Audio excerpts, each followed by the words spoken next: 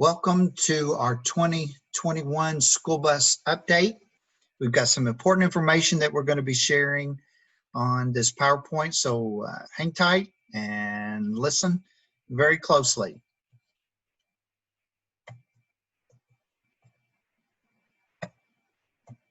There we go. Opening of schools. A lot of drivers have had some questions. What will be required for drivers and students, so hopefully we'll cover this in this session. Masks, obviously we know that's going to be a requirement on the school bus. There'll be a little bit of cleaning and disinfecting that not only the shop will be doing with fogging the buses and that sort of thing, but disinfecting the buses and doing a little bit of deep cleaning, but the drivers will also be wiping down some high-touch surfaces. We'll go over that. You're going to notice on all the school bus route buses, in between the seats, you'll see a little card like this in between every seat with a little magnets on the back of it, keeping it attached to the wall of the bus. So those will need to stay there, or they'll be up on the ceiling. I'm not for sure where we'll have them at, but we're going to place these. There'll be several of them throughout the bus, in between the seats, up on the walls, that sort of thing. So be looking for those. Opening of schools, we're going to cover a few things: temperature checks, masks, loading and unloading, cleaning, disinfecting. The schools have received a letter, hopefully by now, along with the parents. They're going to receive the same guidelines that I'm going over with you. But in the letter that we've sent out via email to the parents and to the schools, we're again asking for everybody's help. The parents, the driver, Miller Dispatch, safety, everybody working together, and we'll get through this, and hopefully we'll have a good school year. So the health assessment. So I'm going to kind of just read this off again, but the letter that's going out to the parents is: the parents must complete a quick daily health assessment, including a temperature check before boarding the bus. And we call this particular form a parental assurance for daily student health assessment. That's a mouthful, isn't it? But that form will be hopefully signed by the parent or the guardian and of that student, and will be stored on file at the school.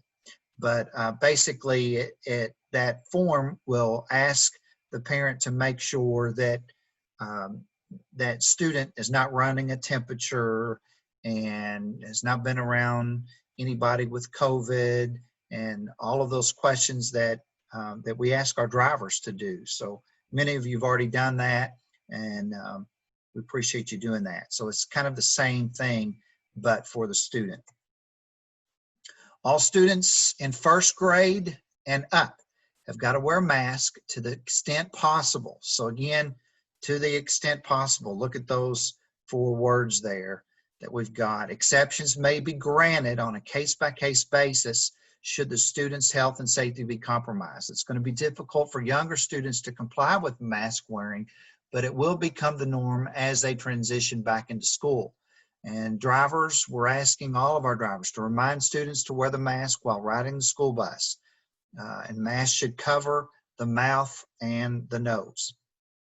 Mask for drivers.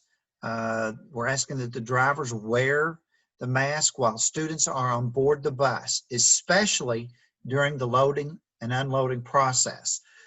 Should a driver's mask cause his or her glasses to fog, or if you've got another health and safety issue, we're encouraging you to pull over immediately and not wear the mask while operating the bus. However, drivers should place the mask back on during loading and unloading process. Masks should cover the mouth and the nose. So again, we're asking that you put that mask on when kids are on the bus and while you're driving the bus. But if it's fogging up your glasses, if it's creating a problem, keep it on until you release the park brake, you put it in drive, and you're going. Then you can take it off. But that's only if you just simply can't wear it because it's fogging up your glasses or you've got a health or safety issue going on. Assigned seats, very, very, very important here. Each student shall have an assigned seat. Look at the word shall. Each student shall have an assigned seat to the extent possible. Seats will be filled from the back to the front when boarding the bus. Each bus will have a student list and document the assigned seats for contract tracing. Students should sit with siblings if possible, and students are encouraged to space 6 feet from other students while loading and unloading. So we'll be doing a video that will be going out. It's kind of humorous, but it will work, but it hopefully will show the students how to load and unload on the bus and maintain that 6-foot distance while loading and unloading. Bus cleaning and disinfecting. Drivers will be provided with disinfectant products so that high contact surfaces such as handrails, the tops of seats, the dashes, the windows are disinfected after each run and as often as possible.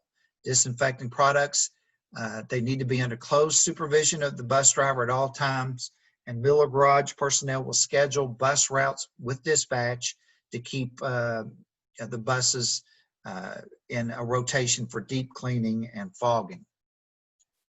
You'll notice when you come in to receive your packets, there's going to be some handouts. There's going to be one handout on driver attitude. We're asking that every driver go over all this. Don't just stick it in a folder and not glance over it. There's a lot of good information this year with our handouts. Tips for maintaining a good driver attitude. You know, we're not only now dealing with, you know, you're watching the loading and unloading process, making sure cars don't run your stop arm, making sure the kids are staying seated in their seat, but now we have a mask situation that, you know, we're going to do our darndest to make sure the kids are keeping that mask on at all times while they're on that bus and around other students.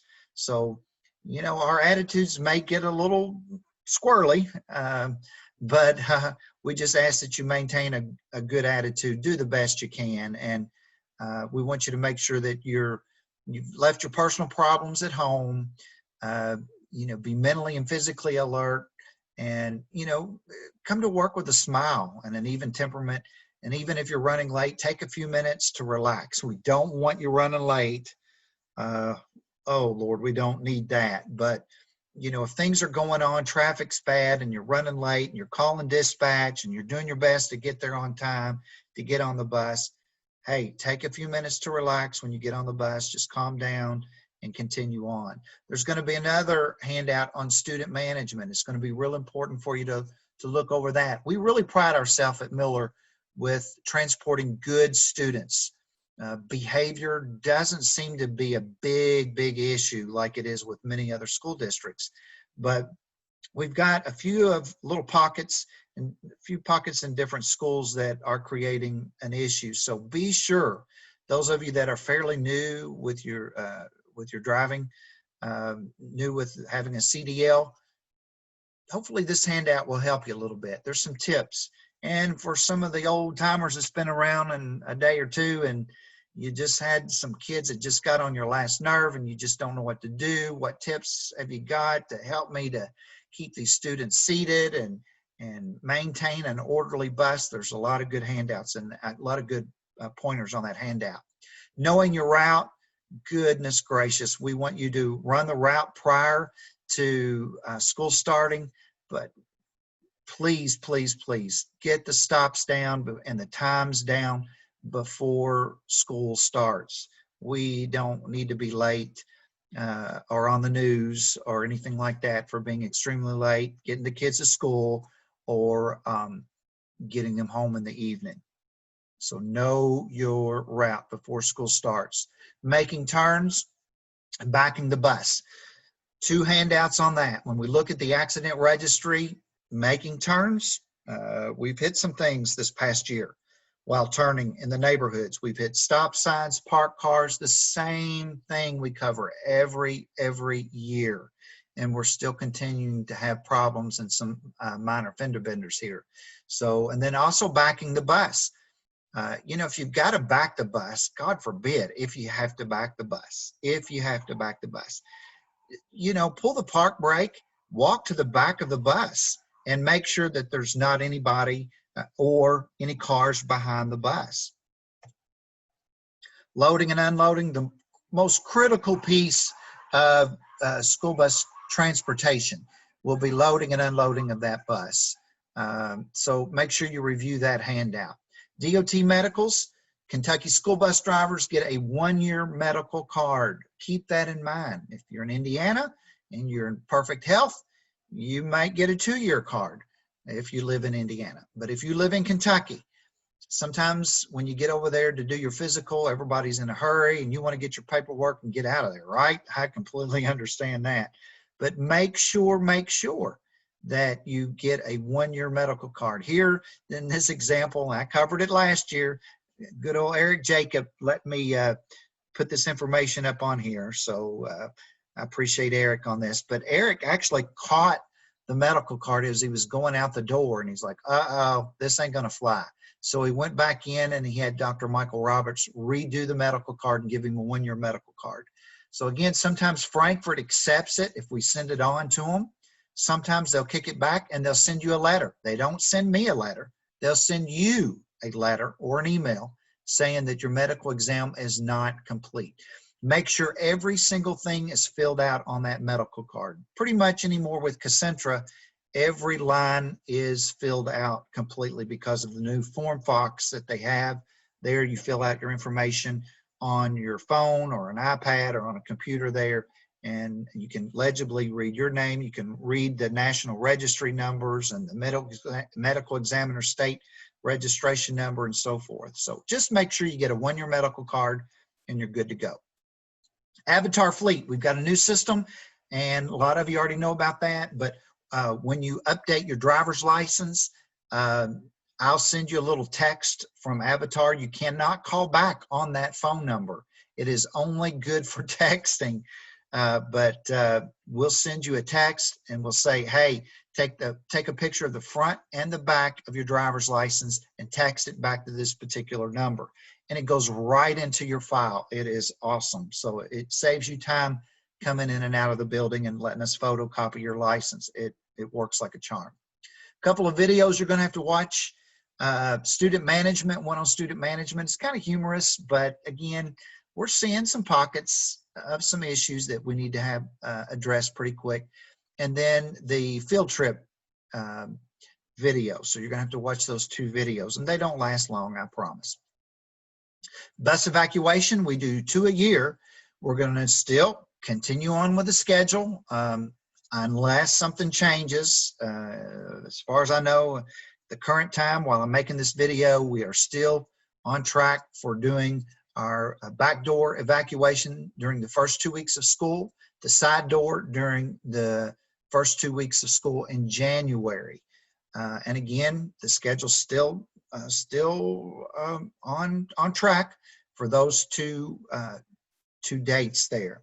The most important thing here is that we show those students and we do a bus evacuation drill with them. They know how to exit the bus safely. They sit down on their bottom and scoot out the back with somebody there helping them on and off of the bus. Are they going to be required to wear a mask? Yes. Yeah. Are they going to be required to social distance? Yes. That's going to look a little bit different when we're saying, okay, hold on, we've got to evacuate the bus, but we've got to maintain social distancing. So it may look a little bit different this year, but just work with us. And then also don't forget to turn your paperwork in immediately. We've had some drivers that wait 2, 3, 4, 5 weeks and then turn it in. Don't do that. Terry over in the school bus route department, she keeps track of all this stuff. So please, please, please, as soon as you get that paperwork signed, get it turned in immediately to her. Following distance, do I need to cover this every year? Some of you have told me, Rocky, we cover the same stuff every year. Can we do something different? Sure, we sure can. Once we correct some of these issues, we'll be glad to move on to something different. But I'm like a broken record. Our following distance every year, I continue to get calls on buses staying too close to each other, or school buses passing each other on the interstate or on a 2-lane road. Folks, we just cannot do that. We've got to stay in single file line, don't pass one another, and my goodness, don't get up on the back of that bumper, because now we've got 2 potential buses full of lawsuits. So don't do that. Don't follow too close. Maintain a good following distance. Tips for school, for a smooth school year. I'm trying to talk real fast, so I'm not keeping you too late here, but know your route, know your stops. Look at Google Maps, ride the route, do the route. Another tip is know your student's name by the end of the first week of school. Get to know them, their names. My goodness, that is a great student management technique, and I think that's covered in the other video. Keep your pre-K and your kindergartners up front. There may be some exceptions during COVID. And again, we're going to cover that in just a second, but there very well could be some exceptions. Maintenance, good pre-trip before the day starts, and also do a good post-trip. Do the dry run. You're going to load from the back to the front, and then you're going to unload them from the front to the back. So again, let me say that again. You're going to load them. I think I've got this backwards on here, don't I? You're going to load them, no, from the back to the front. That's correct. You're going to load them from the back to the front, and then you're going to unload them from the front to the back. And again, you're going to have assigned seats. So some drivers might say, okay, the first seat, seat number 2, seat number 3. And then when they come down the steps and they're 6 feet apart from each other, you know, the video that we're going to send out to you will kind of show you the way Eric's going to do it. But, you know, you may have something different, but we do want to have every student in an assigned seat, no exceptions. You know, let the school know, let us know. If you got Johnny, Susie not staying in their seat, hey, we need to know that. We're just, especially with all this going on, they have got to stay seated, no exceptions. Communicate with the Miller office. Don't make any changes to the route without Miller approval. I've actually had to drive some routes before, and the route sheet was not changed. And I've had the students tell me, you're going the wrong way. This student's not on this route anymore. The driver doesn't go this way. He goes the other way, or so on and so forth. Keep a good route sheet in with Terry at all times, on file with Terry. Work together as a team with the other drivers and avoid tight areas. Most of the accidents we had, backing, turning, it's a tight area. When I hear the words, Rocky, I tried to squeeze in there and I just didn't make it. Well, no, you said the word squeeze. You shouldn't have been in that area to begin with. So just avoid those areas. Again, big yellows and big reds on school property. I get asked this every year. Do I have to use my big yellows and big reds on school property? Yes, yes, and yes. Let me say it again. Use your big yellows and big reds on school property at all times while loading and unloading. We had this happen a couple of years ago. Actually, this particular driver had his stop arm out, and he passed the school bus and then backed into the school bus. Like he found out, oh yeah, I'm not supposed to come past the stop sign. And then he wrecked into the school bus. So unbelievable what goes on out there, right? Human trafficking, the Department of Homeland Security wants us again to kind of cover this with all of our drivers. Pay close attention to your students when they get on the bus. You know your troublemakers. You know the students that have had some issues in the school. Maybe they've been suspended. They're kind of rough around the edges. Make sure you watch, pay close attention to that. Some of your older students, maybe some younger ones, they may have somebody there in the home that they're just not good folks, and they're taking advantage of these students. So watch that. There may be something going on that you need to report to the school. Make sure you watch what students are carrying on the bus, obviously. You know, look, you know, if it looks like that on the side of their pants, there's a broomstick over here on the side of their Pants, I don't know. Maybe you need to ask them, hey, what are you carrying there, John? And it may not be anything, but you just need to ask. If it looks suspicious, you need to ask. Depressed students. So again, this all goes back to human trafficking, and we just want to bring a heightened awareness to it. Pre-K, there'll be a handout in your packet that again discusses these early childhood kids or pre-K students. Some of them will be riding your bus. So we've had to limit the number of riders that are pre-K on all the buses, just because they're little and they need that extra attention. Their feet doesn't touch the bottom of the floor when they sit in the seats. So, some of them can be little pistols. I don't know how to say it, but they'll get out up under the seat, and before you know it, they're at the side door trying to open the side door of the bus.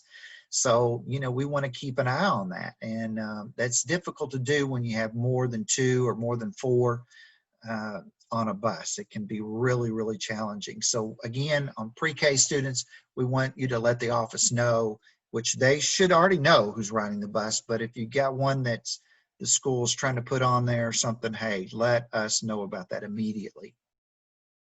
Is your bus compliant? Don't live in your bus. Good Lord. What's this picture portraying here? Again, keep the students accountable.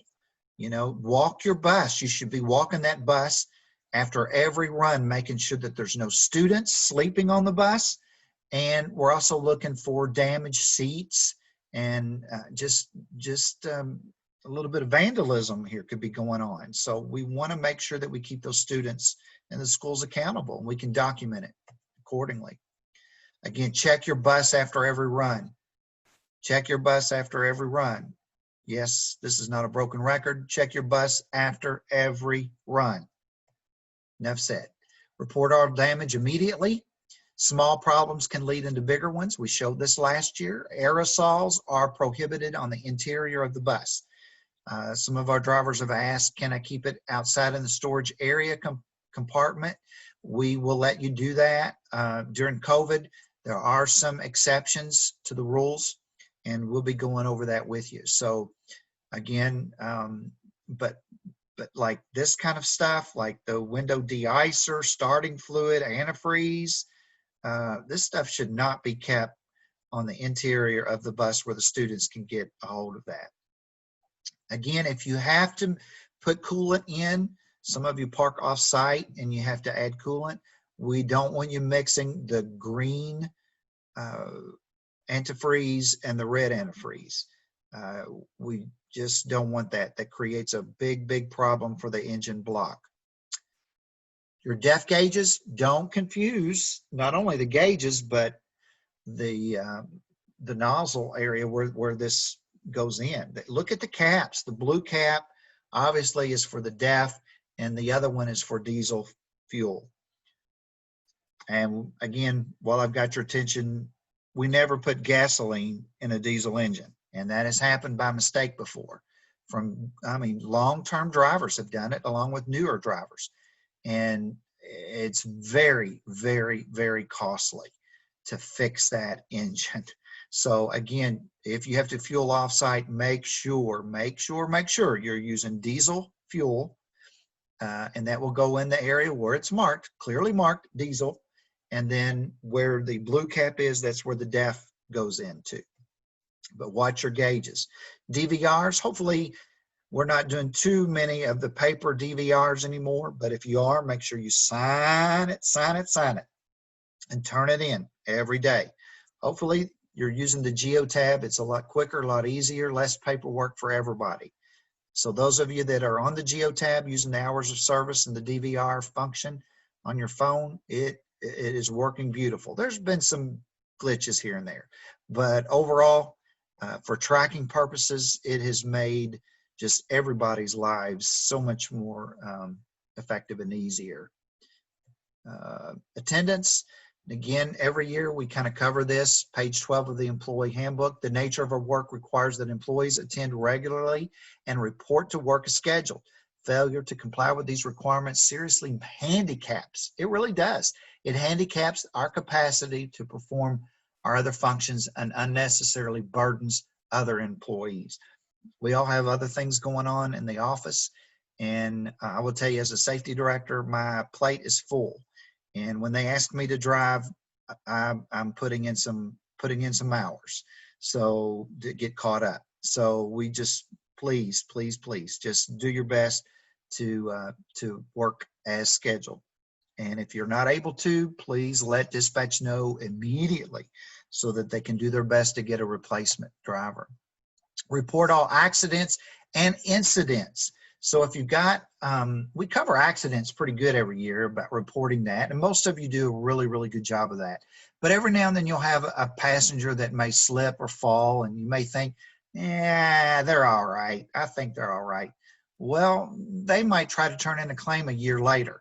And if I don't have some documentation to go back on, I look really stupid when I'm talking to the insurance company. So make sure that you fill out an incident form. It's located in the driver room where the accident form is. The incident form is just that. It's just you're wanting to let us know, look, somebody, little Johnny, Susie slipped going off the bus down the stairs. They appear to be okay, but I want to make sure you know about it, Rocky. And that's what it's for. It's for tracking purposes. And we can follow up on that as well in the offices here at Miller. Pretty bad.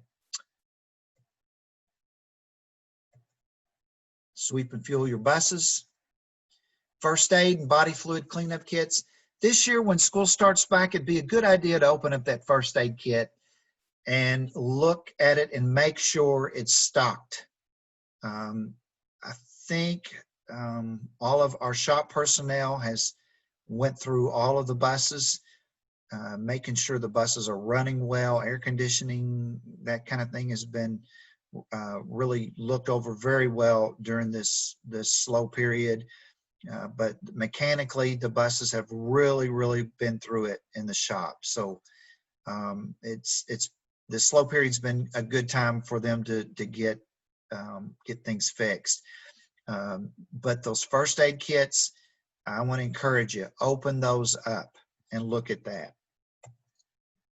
Fire extinguisher, we pay a company to come in and service our fire extinguishers. But again, the needle should be in the green. And make sure you have a fire extinguisher on the bus. I mean, some of us park off site, and it is possible that, and we've had it happen before, where there's been some vandalism. People have got on the bus and sprayed the fire extinguishers and made a mess of things, or stolen the fire extinguishers. And some of you see the red cover there, and you think there's a fire extinguisher under there, but it may not be. So make sure you check and make sure it's there. Training tip, we're going to talk again about mirrors, but again, we cover this every year too. You know, you'll notice there in the first picture up there to the top left, the crossover mirror, those cat eyes like that, if you'll see where that crossover mirror arm or that bracket holds on to that mirror, there's a blind spot there. And so you've got to move your body as you're unloading and loading. You want to make sure that there's no students in behind that bracket area, if you will, on that mirror. And check your other mirrors. Again, we cover this every year, but this is a good example of what the proper placement should be for your school bus mirrors. Some of those student mirrors on the front, some of you are using those as rear view mirrors. That should not be so. Those are for students crossing the front of your bus area. Again, they're not rear view mirrors. They are designed to see at least 20 feet in front of that school bus. So make sure you have those placed correctly. And we do have a mirror grid in the back next to the fuel pump area that you can adjust those in. Again, mirror adjustments, 20 feet. And the bottom one there, always count your students.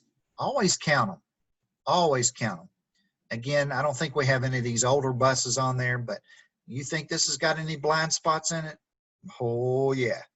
So again, blind spots in this one? Oh, yeah. Is it safe to move the bus? Nope. There's a cone right there. You know, so again, check your mirrors.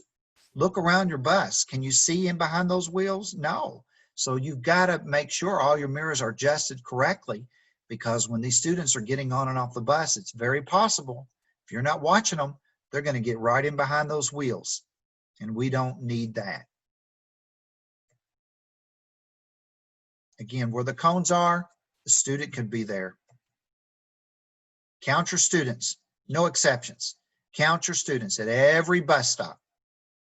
Check your mirrors, and there's a system to make sure that your mirrors are adjusted correctly. And again, we do have a mirror grid in the back of the Miller property next to the fuel pump area. Always signal your students to cross. Don't open that door, even though your big reds are out, but do not open that door until you know all the traffic has stopped. And make a report of the student who's not watching you cross them. So how do you cross them? Do you use your fingers to cross them? Do you use your hand? What's your signal to do that? Loading and unloading, there's actually 18 steps to loading and unloading, and we've given out those little orange cards in your name badge holders. That's how important it is with loading and unloading. Do I stop at all railroad tracks? I'll get it out in a minute. Absolutely. We've got some folks that have moved here from other states, and so they've just transferred their CDL into Kentucky. They've been driving for years, but some states do some crazy things. So our policy is, yes, you stop at all of them. What if I'm not loaded with students? Am I still required to stop a school bus? Yes, yes, yes. Stop at the school bus. At the railroad track. Again, we showed this last year. Look how close to that basketball goal is to the bus. Look how close the bus is to the trees. Again, what if a car's coming the other way? Rocky, a car was coming the other way, and so I had to get over into the trees. I didn't have a choice, so it scraped off the paint and busted out all the windows on the right-hand side. And my first question is, why didn't you stop? Let the car come on past you. If you're in a neighborhood, it ain't like you're going 50 miles an hour. Hopefully you're doing about 25 or less. And so why didn't you stop? Let the other car come past and then travel on through that road. Again, what's the problem with this? Yeah, a car could come right around. Let's go back to that. Car could come around. That's why we load up close to the loading dock, to the sidewalk of schools. Is this a safe bus stop? It depends on where the student's getting off at. So if they're going in behind the bus, of course, we don't let students walk behind the back bumper of the bus. But if they're getting off the bus and they live on the passenger side door area of the bus, they live on that side of the neighborhood, yeah, let them off. They can walk back a few houses back, as long as they're not crossing the street and behind your bus. But if they're crossing this street here, this intersection, we got a problem, don't we? Yeah, because the traffic doesn't stop. It's very unsafe. What about, can we do it that way? Absolutely not. Look at where you're putting the students. That crossing arm is right out there in the middle of the intersection. You've put that student right out in the middle of the road. What about this intersection or this T-stop? Again, if they're walking in behind the bus, okay. If they're on the door side, passenger door side, and they live at that house right there on the corner, or if they're crossing over, you can let them cross over and go back, but cross over in front of the bus rather. But crossing this big road here, no, traffic does not stop there. So you cannot let them off where the bus is right now. How would you do this stop? If you're turning to the right, I would stop where you are now. And then if you have a student that's getting off, as you make that turn, you're going to make another stop. So you're going to have to make two stops in that same area to do it safely, if that makes sense. Commercial driver's license clearinghouse. Again, the clearinghouse, hopefully everybody's already in it. If you have any questions, come and see me. But if you fail a drug test, basically anywhere, any company, if you fail a drug test and you have a CDL, it is now reported into that clearinghouse. What if you fail? We do pre-employment, random, reasonable suspicion. There's automatic termination if you fail. You have to complete a SAP program and you have to pay for it. And you can lose your CDL driving privileges, and you'll have a tarnished record that will follow everywhere you go. GPS, there's always a record of your speed. So again, do the speed limit at all times. Watterson Expressway is 55 miles an hour. So everybody should be doing 55 miles an hour on the Watterson Expressway. GPS, these records, it stays in the system. There's always a record of it.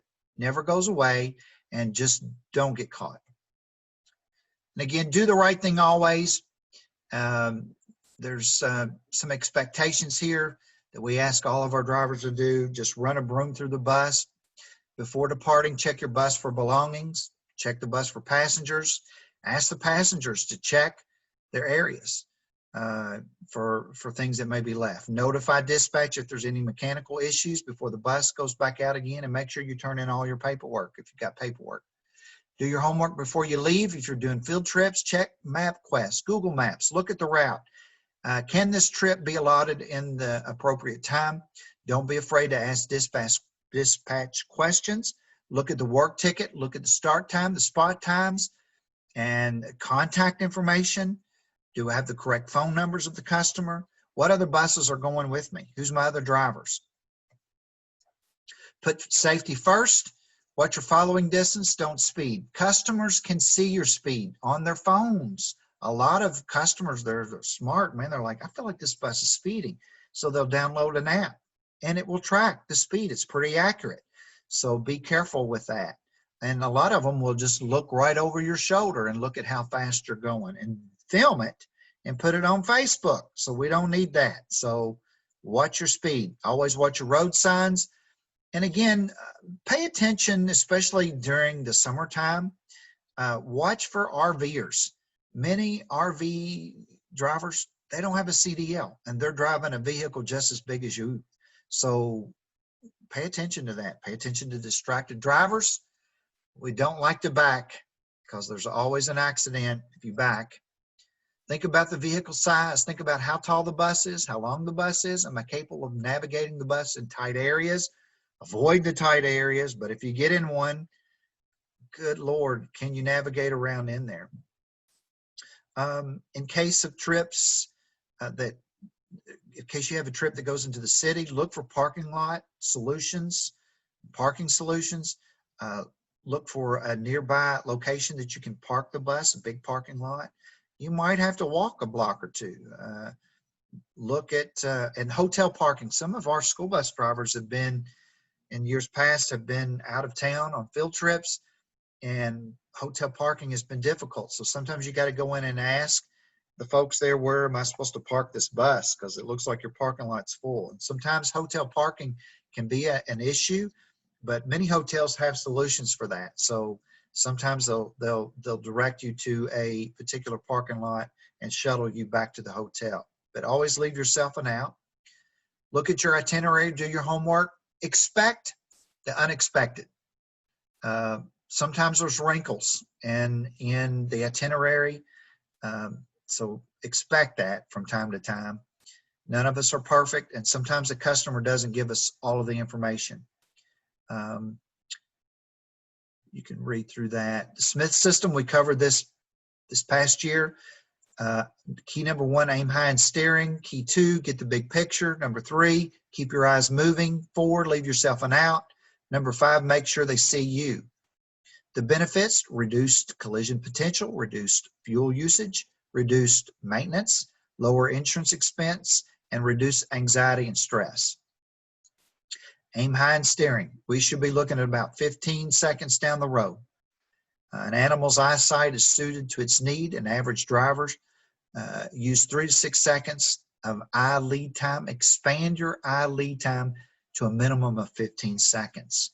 Number 2, get the big picture. Look again, 15 seconds ahead. Scan at least one of your mirrors every 5 to 8 seconds. Achieve a circle of awareness. Look at everything around you. Key number 3, keep your eyes moving. Central vision is approximately 3% of clear visibility. Peripheral vision is approximately 180 degrees of visibility. So again, keep your eyes moving at all time. Don't just stay and stare at an fixed object in front of you. Number 4, leave yourself an out. What happens if the vehicle in front of you breaks down and you've got a bus load of kids? You want yourself an out. Avoid traveling in traffic clusters. You know, surround yourself with space, and anticipate the actions of others. Not everybody use a turn signal. So, you know, it's unfortunate. But anyway, anticipate the actions of others. A lot of accidents can be avoided if we do that. Make sure that they see you. Seek eye contact. Use your warning devices. Use proper timing. It's essential. And again, we've kind of covered some of this stuff last year, but make sure that you have a good plan, a good plan if your route doesn't go right. If you know there's always an accident at such and such intersection, and you've ran into that a couple of times, maybe we need to reroute that. You need to let Terry know and change that route, because it's a terrible intersection, or whatever the case may be. But look at the maps, check it out online. Make sure you get good rest. We don't want anybody fatigued. Good wellness and nutrition. We don't use drugs or alcohol. And if you're on some kind of medication, even some over-the-counter prescription or non-prescription medications can make you sleepy. So if that's the case, we really don't want you driving the bus if you're not able to stay alert and awake because you're on a lot of sinus medication or whatever. We just don't need an accident. Make sure you watch what you eat. Again, we're not going to tell you what to eat, but you know, we need to watch that. Exercise, be familiar with the state law on idling and weather considerations. Let's have a great year, folks. And hopefully this has been a good little quick and easy way of doing the 8-hour update this year. So again, if you have any questions, feel free to give us a call.